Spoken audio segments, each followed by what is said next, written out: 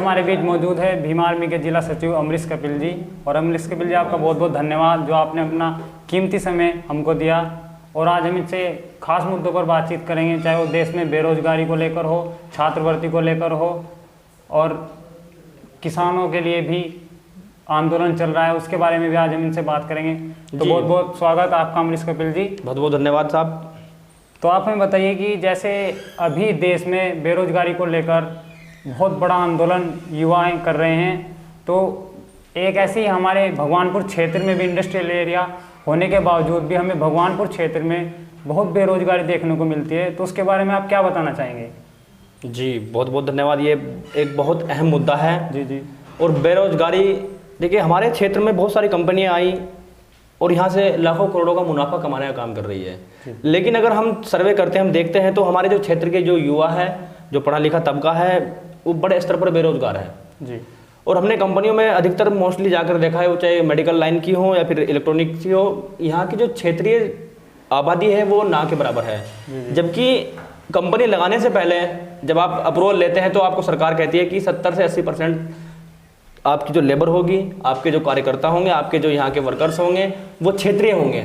लेकिन किसी भी कंपनी का आप सर्वे कर लीजिए, आपके चैनल के माध्यम से मैं आपको कहना चाह रहा हूँ कि तो मात्र 10 या 5% मैक्सिमम होंगे। जी जी। तो ये सबसे बड़ा मुद्दा है कि हम इस पे बहुत बड़े स्तर पे काम करने वाले हैं और कर रहे हैं कि हमारे क्षेत्र में जो औद्योगिक कंपनियां जितनी भी लगी है वो हमारे लोगों को रखे, अन्यथा यहाँ से अपनी कंपनियां उठाए और कहीं और शिफ्ट हो जाए। जी। और एक मुद्दा है सैलरी को लेके।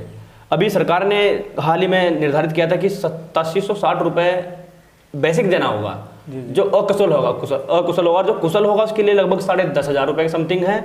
लेकिन हम देखते हैं कि किसी कंपनी में 6,000 मिलते हैं, किसी में 6,500 मिलते हैं, किसी में 7,000 मैक्सिमम। ये कोई भी कंपनी जो बेसिक वेज है वो लागू नहीं कर रही है। हम भीम आर्मी भारत एकता मिशन के माध्यम से कंपनियों वालों को, जो एसोसिएशन है यहाँ पे, जो कंपनी के जितने भी प्रबंधक लोग हैं, जितनी भी कंपनी मालिक है, वो इस पर संज्ञान लें, अन्यथा भीम आर्मी भारत एकता मिशन आपका जो प्रोडक्शन है, आपके जो ट्रैवलिंग साधन है, उन सब पर रोक लगाने का काम करेगी। और एक समस्या सबसे बड़ी और है, जो ESI और PF सरकार जो संविधान के अंदर प्रावधान है, चाहे वो प्राइवेट सेक्टर हो या फिर गवर्नमेंट सेक्टर हो, उसमें ESI की सुविधा मिलती है।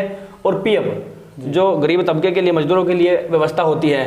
कंपनी में क्या होता है, कुछ लोगों की हमारे सामने समस्या आती है कि लगभग 6 महीने हो गए काम कर रहे हैं, साल भर हो गए काम कर रहे हैं, लेकिन आज तक हमारा कोई PF नहीं कटा, हमको ESI की सुविधा नहीं मिल रही है। एक 5-6 हज़ार की नौकरी करने वाला व्यक्ति अगर उसको ESI की सुविधा मिलती है तो उसके जो परिवार में 5-6 लोग, उसके परिवार के जो सदस्य होते हैं, अगर कोई ट्रेजरी होती है तो ESI के माध्यम से वो अपना 10 से 20-50 हज़ार रुपये का इलाज आराम से करा सकता है। लेकिन ESI जॉब कार्ड ना बनने की वजह से वो अपने जो इलाज है उसको कराने में अक्षम होता है। तो ये भी एक बड़ा मुद्दा है कि जो यहाँ पर क्षेत्र में जो लोग काम करने आते हैं, हम उनसे भी बातें करते हैं और कंपनी के जो HR है, जो GM है, उनसे भी बातें लगातार चल रही है कि इन चीज़ों को प्रमुखता से ले जाए, अन्यथा आपके खिलाफ हम मोर्चा खोलने को तैयार खड़े हैं। और ये सच्चाई है कि भीम आर्मी भारत एकता मिशन एक बड़ा आंदोलन करेगी बेरोजगार युवाओं को लेकर, और इस क्षेत्र के अंदर जो लोग काम करते हैं उन सभी के मुद्दों को लेकर हम एक बड़ा आंदोलन की तैयारी में हैं और जल्द ही उसको धरातल पर उतारेंगे। जी जी। तो अमरीश कपिल जी, जो आगामी चुनाव आने वाले हैं, जैसे जिला पंचायत, ग्राम पंचायत, तो उनमें भीम आर्मी का क्या कार्य होगा?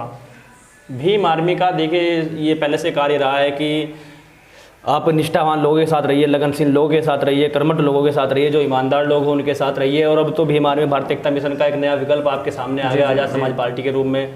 जो भी शीर्ष नेतृत्व का आदेश होगा उसी के अनुकूल काम किया जाएगा। लेकिन भीम आर्मी भारत एकता मिशन के माध्यम से मैं आप लोगों को बता देना चाहता हूं और आपके चैनल के माध्यम से सभी लोगों को कि भीम आर्मी भारत एकता मिशन ग्राम लेवल पे उन लोगों का समर्थन करने का काम करेगी, अपने लोगों को जागरूक करने का काम करेगी, जो लोग बेसिक मुद्दों पे बात करते हों, बेसिक लोगों की समस्याओं का निपटाने का काम करते हों, और जो धरातल से जुड़े हुए लोग हो। सिर्फ हवाई में बात करने वाले लोगों के समर्थन में भीम आर्मी नहीं आएगी और ना ही किसी प्रकार की किसी लोगों को इस तरह के जागरूक करने का काम करेगी। सिर्फ उन लोगों को जागरूक करने का काम किया जाएगा जो लोग समाज की पीड़ा को समझते हो, समाज के दर्द को समझते हो, गरीबी को समझते हो। सिर्फ पैसे वालों के लिए काम नहीं किया जाएगा, जो गरीब आवाम, गरीब जनता के लिए काम करेंगे, गरीब मुद्दों को उठाकर काम करेंगे, उन लोगों के लिए लोगों को जागरूक किया जाएगा। तो आज जो छात्रवृत्ति को लेकर देश में बहुत बड़ा आंदोलन हो रहा है और सरकार भी छात्रवृत्ति को लेकर काफ़ी नियम निकाल रही है, तो ये तो एक ऐसा हथकंडा हो गया कि बहुजन समाज के लोगों को छात्रवृत्ति और शिक्षा से दूर रखने का कार्य कर रही है सरकार। तो उसके बारे में आप क्या कहेंगे? देखिए, इस मुद्दे पर हम लगभग पिछले 2016 से प्रोटेस्ट करते आ रहे हैं। जी जी। हमने महामहिम राष्ट्रपति महोदय जी के नाम उप जिलाधिकारी के माध्यम से, माननीय जिलाधिकारी के माध्यम से कई बार ज्ञापन भी दिए हैं और बड़े बड़े प्रोटेस्ट भी किए, आंदोलन भी किए, लेकिन सरकार तस से मस होने वाली नहीं है। हमने लोगों को बहुत जागरूक करने का काम किया है कि ये बीजेपी सरकार आपके सभी अधिकार खत्म कर देगी। और धीरे धीरे जो प्राइवेटाइजेशन किया जा रहा है, ये आम जन जो इस देश का 85% है, बहुजन जिसको हम बोलते हैं, उसको रोकने का एक कारगर, एक इनके पास युक्ति है कि इसको किसी न किसी प्रकार रोका जाए। तो जब प्राइवेट कर दिया जाएगा, ऑटोमेटिकली ये लोग रुक जाएंगे। प्राइवेट में आरक्षण का प्रावधान नहीं है, आप भी जानते हैं। और जब आरक्षण का प्रावधान नहीं है तो SC ST OBC and minority को किसी भी तरह से कोई व्यवस्था नहीं दी जाएगी और वो स्वतः ही बेरोजगार हो जाएंगे। जिस प्रकार इन्होंने सरकारी संस्थानों को भी प्राइवेट करने का काम करने का सरकार कर रही है। और छात्रवृत्ति रोक के जो गरीब तबके के बच्चे हैं, जिनके पास पढ़ने के लिए फीस नहीं होती है, वो भारतीय संविधान के द्वारा प्रदत्त छात्रवृत्ति के माध्यम से अपनी जो अपर लेवल की एजुकेशन होती है उसको पूरा करने का काम करते हैं और फिर अधिकारी कर्मचारी बनने का काम करते हैं। लेकिन सरकार ने क्या किया है कि इनको किस तरह रोका जाए जी। इनके सीधा सीधा ये गरीबी पर वार है। छात्रवृत्ति बंद करने का मतलब है आप पढ़ नहीं पाओगे, आपके पास पैसे नहीं है। इंजीनियरिंग की फीस आपके पास 10 लाख रुपए नहीं तो आप पढ़ोगे नहीं। इससे पहले क्या होता था, अगर 4 लाख या 5 लाख रुपए इंजीनियरिंग की फीस है तो सरकार के माध्यम से आपको प्रोवाइड कर दी जाती थी और बच्चा, गरीब का बच्चा भी पढ़कर इंजीनियर बनने का सपना देख सकता था और बन रहे थे। लेकिन अब व्यवस्था क्या कर दी गई है सरकार ने स्कॉलरशिप बंद करने के बाद कि गरीब का बच्चा, अगर मजदूर का बच्चा तो मजदूरी करेगा, वो इंजीनियर, डॉक्टर, मास्टर के सपने जैसा नहीं कि देखेगा। आपने कहा कि मजदूर का बच्चा मजदूर बनेगा। अभी हमें ट्विटर पे एक थीम चालू की है स्टूडेंट ने कि राजा का बेटा ही राजा बनेगा। तो क्या ये दोबारा से देश में लागू हो रहा है? नहीं, ये सरकार का तो पूर्ण रूप से एजेंडा है कि मजदूर का बेटा मजदूर और राजा का बेटा राजा बने। लेकिन जब तक इस देश के अंदर भीम आर्मी भारत एकता मिशन काम कर रही है, ये मंसूबे इनके कामयाब नहीं होने दिए जाएंगे।